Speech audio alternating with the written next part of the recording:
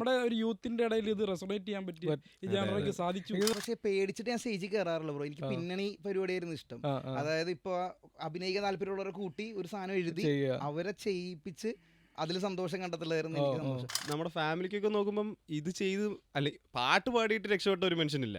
അപ്പോഴാണ് ഇതുവരെ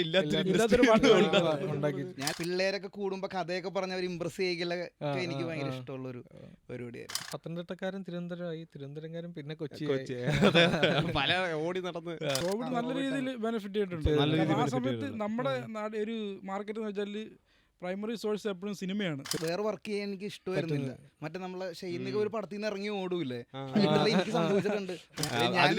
ഒരുമിച്ച് സ്ക്രീനിലില്ല, ഞാൻ ജയിലിലാൻ പറഞ്ഞ രക്ഷിക്കാൻ പാട്ടുമായി കൂപ്പറത്തു. ഞാനൊരു റേഡിയോയിൽ വർക്ക് ചെയ്യുമായിരുന്നു.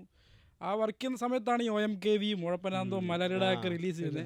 കാരണം അന്ന് ഇൻഡിപെൻഡന്റ് മ്യൂസിക്കിന് ഇത്രത്തോളം ഒരു സ്കോപ്പ് ഇല്ല. ഇപ്പൊ വീട്ടുകാർ തന്നെ ഞാൻ പാട്ട് ചെയ്യുമ്പോ വേറെ എല്ലാം പിടിക്കും, ഈ പാട്ട് ഒന്നും കാര്യമില്ല, അല്ലെങ്കിൽ ഒരു സിനിമയിൽ അഭിനയിക്കാൻ പോകും.